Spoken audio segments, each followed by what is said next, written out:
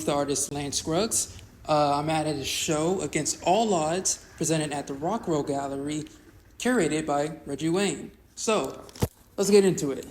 Let me toss my first question at you then. Compared to a lot of artists I've talked to, or a lot of artists that I know, when it comes to your materials, there's a lot of variety, there's a lot of quantity. In like at least one of your pieces, you like can throw in like spray paint, metallic paint, acrylic, tempera, like over like 7 or 8 materials for like one piece. So I want to understand kind of like the value or the thought process behind like well, at least that part of your process. You know, why such quantity of materials? Because each material that I use sort of produces a different texture on the piece, and my goal is I want to make the piece. I love when my pieces have a lot of texture, and I love just the variety of materials that I've learned to use over the years: oil pastel, acrylic, spray paint, things like that. And they all have their strengths and weaknesses. But when I'm making that piece, I've been working with it for so long now that I can sort of envision things before, or if I want a certain look, I want to soften something, I usually go for airbrushing or spray paint. If I want something more bold, I'll use my tempera, or just throw the paint on there. But I just don't like my pieces to look flat, so the materials play a big role in my composition, period. Yeah. Mm-hmm. Yeah, no, I definitely see it in a lot of your pieces. It's very, I'll put a word to it. I'm just going to say loud. Yeah. But then certain pieces, because there's definitely like, they use some materials when they're layered over each other, like they have this certain effect that just pops. Yeah. Yep. Yeah. That's exactly what I'm trying to achieve with it. Just make them pop. Yeah. What was it like before your show, opening reception? And then, like, what are you looking forward to towards the closing reception, which had gotten extended, correct, towards February 27th? Right. Yep. Mm-hmm. So let's just like give me a history here. Give me a timeline. All right. So before the show, I guess I can start with mostly the whole show was made during the month of August, which is my birthday month. Around that time, I just kicked into a different gear. I think I made one piece that really just like stood out from everything else I was making at the time, and I just decided to dive straight into like sort of trying to pursue and explore that style as much as I could. And every day within August, leading up to my birthday, I made a new piece, like days apart, one day apart, each piece, building up for something. And I didn't even really know I was going to have a show. I don't think Reggie presented the opportunity for me to have the show until like mid-August or something like that. So this was me working towards a show that I didn't even know was going to happen. I was just sort of, preparing for something that I knew would happen eventually, or at least hoped would happen eventually, but didn't know when, and when Reggie gave me the word that I could have the show, that's when, I kicked into a whole nother gear, and I was like, oh, I got to make some big stuff, like I got to make something like, I want to fill this whole room. And, that's what I did. And people liked it. I guess it's been extended. So, looking towards the end of the show, I mean, I'm just looking to keep the momentum going, honestly. Bro, just think, another piece, another show. I don't know. Who knows what happened next? Yeah. I get it.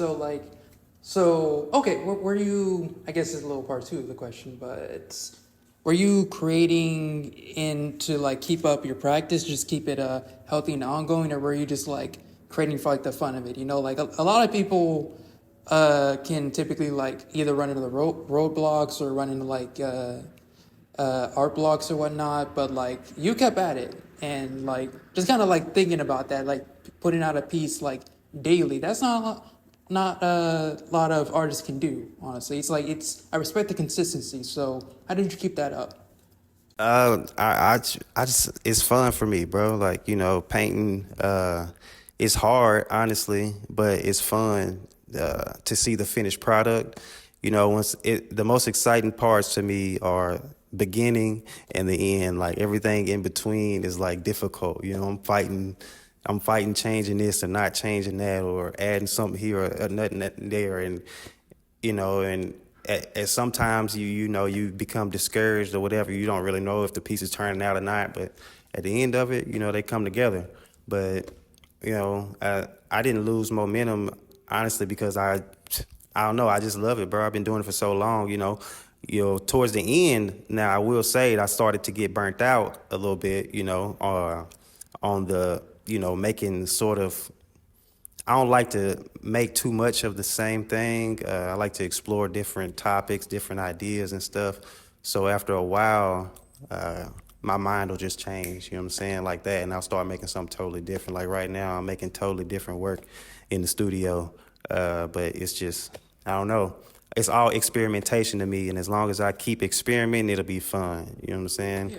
Once it becomes like too strategic, like I know this has to look like this has to look like that, that's when the fun is gone. You know what I'm saying? Now you thinking technical, you thinking, you know, You're working in a set of rules now. exactly, exactly, yeah. So I just try to keep it as loose as I can, and if something looks too clean, I'm gonna mess it up, because I don't want my work to look perfect at all, because I'm not perfect, and nobody is.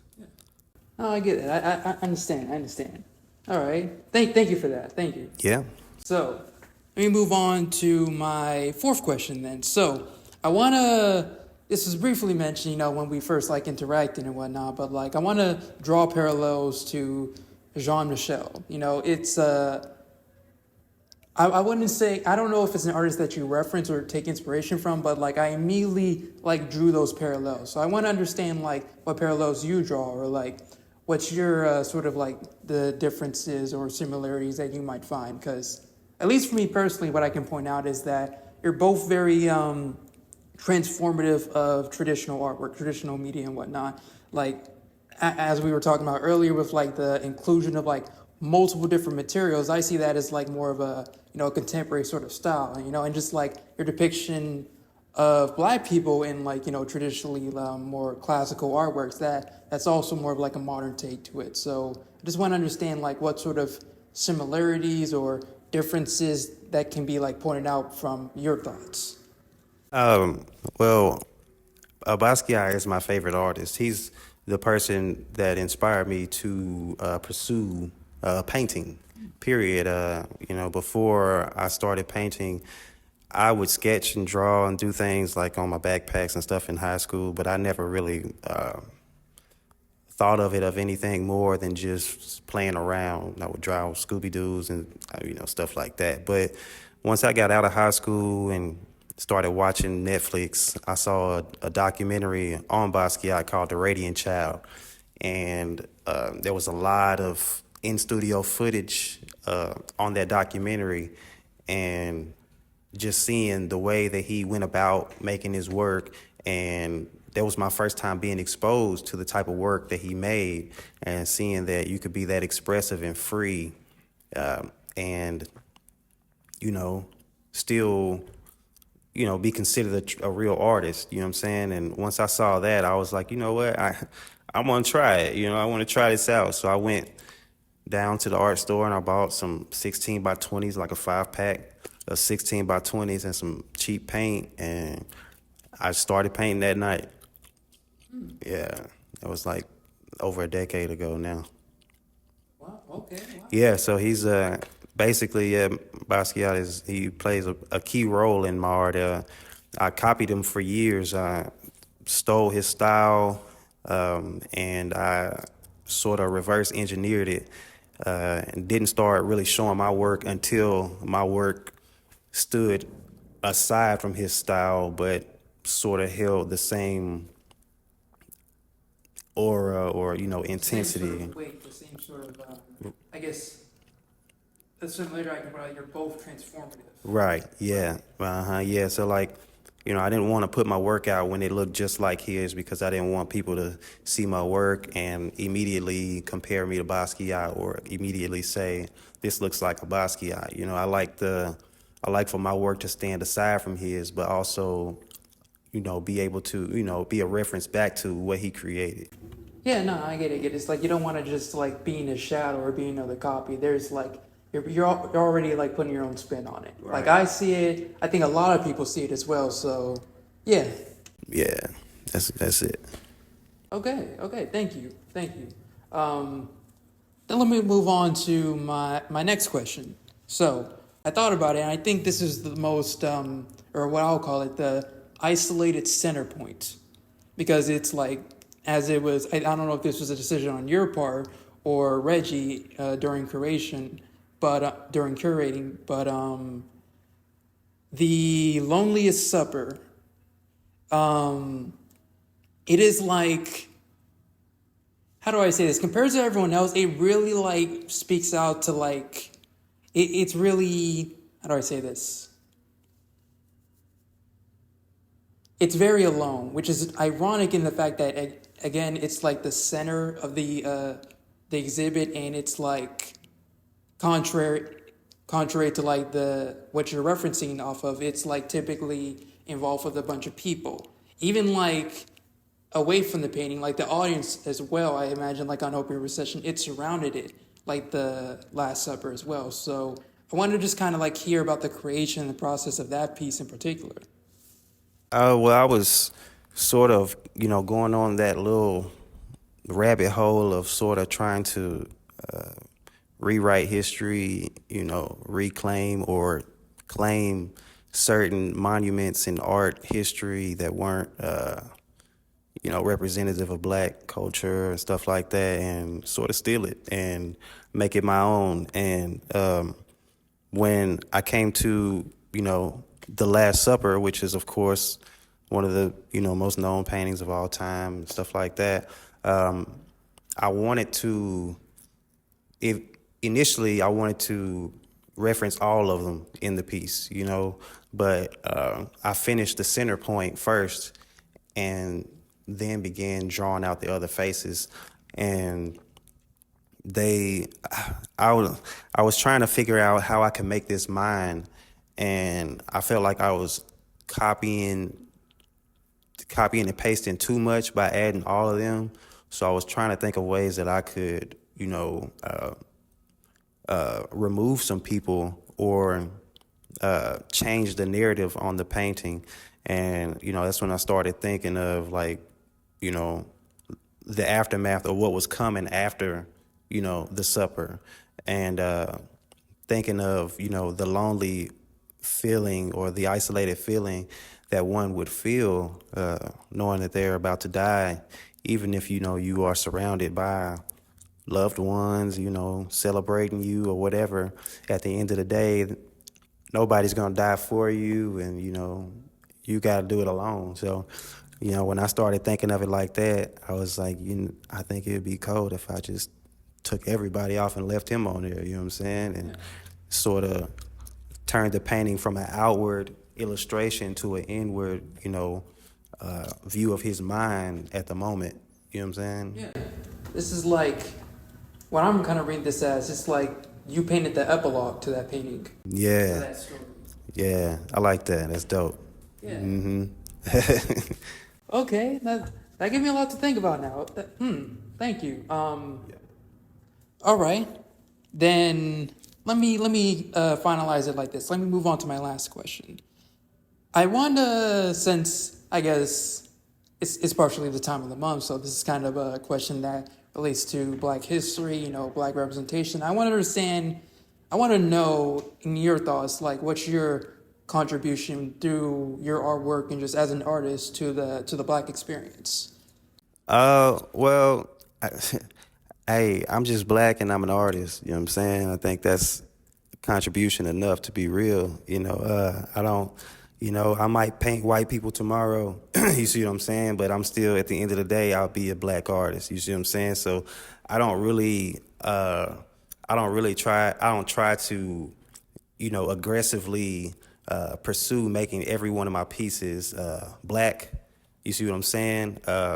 But with this series, that's what I wanted to do. I wanted to steal some icons of them, of their, things that they value or cherish, and reverse the narrative, steal it like things have been stolen from us. You know what I'm saying?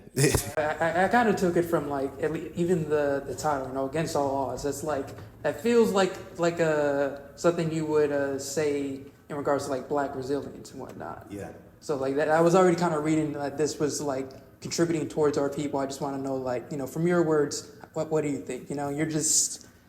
You're taking back what's traditionally not ours. You're taking it back what's like, I would say, maybe this is the right term, but Blackification. Yeah. I guess you can say that, at least with this series, bro. Who knows what'll come in the future, but with this series, that was my, intent. Yeah, I get it. Okay then, so I guess that's all for now. I want to thank you for your time, Lance. I want to also thank Reggie Wayne for providing the space, providing the contact, and that's all for our Q&A today. Thank you. Like that is good, bro. Yeah, I think it's dope, bro. Yeah. I think it's organic. I think I like talking about art. we're gonna look back at this 10, 15 years and be like, you remember this shit? Yeah. I mean, it's gonna be online, so it's gonna be on forever. Forever, bro. Yeah. Cool. But yeah, ask me that question. I want to see. Then real quick. So, as a curator, what's it like, or what's the greatest sort of enjoyment, working with like artists and whatnot? Like, 'cause a lot of artists that I've seen you interact with, like you chop it up with them, like you match their vibe. I can tell like there's like a lot of enjoyment there, but I want to know what it's like truly like having that sort of relationship with an artist, because I'm an interviewer. I have a little bit of history as an artist as well, so what our dialogue, I think, is kind of different between the artist and the curator, the person who's kind of in charge of their the presentation of their work. So just tell me a little bit about that relationship. Well, as far as their relationship, first and foremost, I'm an artist too. Mm-hmm. So when I work with artists, I think about how I would want to be represented or someone working with me. So I kind of take that into effect. And with Lance, it's somebody, I've been a fan of Lance. Lance knows this. And I always said whenever I get an opportunity or get a space, I want to work with him. And when I was blessed with this opportunity, that was the first thing I said. I was like, yo, gotta do a show. We gotta do a show. And working with Lance was a pleasure. I kind of just let him do his thing because he works like crazy. So I was just like, hey, do your thing. You tell me what you need from me, and then we'll just make it work. So it was an easy transition. He is my second solo show, and I think each one is getting better, and I'm learning a lot as I work with artists, and it's something I can take from each and every one of them. But yeah, it was a pleasure. It was easy to work with him.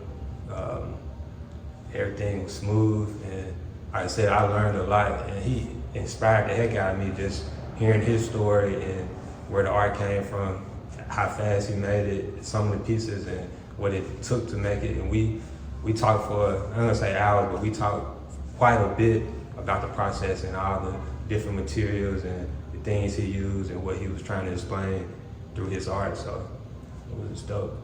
Yeah, Reggie was great, man. He really just gave me the table, like you said. He took a risk on me first of all, and he didn't even see most of the work to be real. He saw a couple of pieces, and he trusted me to bring it together, and we did it.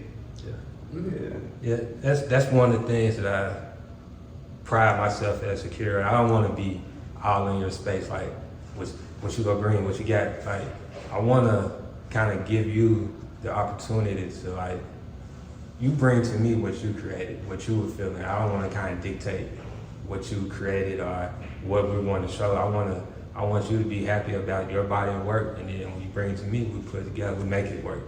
Because first and foremost, I already believe in the artist. So whatever they make, I'm gonna be a fan of it, and if somebody else is probably gonna be a fan of it, if not, that's fine. The goal is to make more people aware about the artist and their story, and that's what we did.